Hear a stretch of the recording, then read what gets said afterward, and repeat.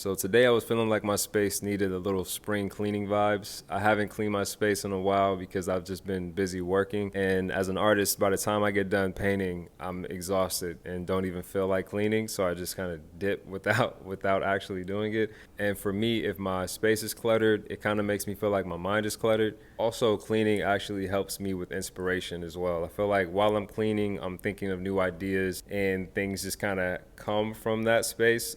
I think cleaning is kind of tied to clearing out energy, and that kind of opens up the space. And I'm big on always searching for ways to stay inspired. Because I am a full-time creative, I know that there are ebbs and flows to creativity. I'm in LA, so I go to a lot of different museums to kind of stay inspired. And going to a lot of museums is actually what inspired me to start working on this older piece that I have behind me. It's the first painting that I actually got into a museum myself, and it exhibited at the Palm Springs Museum of Art in 2024. And it was a really special moment because it was my first time getting a painting in an exhibition in a museum. Getting to bring my friends and family out there to go check it out was a really special moment. And it was one of my first attempts at painting gold and teaching myself how to paint gold. And it was a process, but I really enjoyed the process. Much of my work stems from photography, and so I'm excited to share the process from the photography, me working on the piece, to the piece actually getting into a museum. I'll be touching it up today and just adding some more highlights, because to me a painting is never actually finished. You just get to continue to work on it more and more over time if you want. And for me,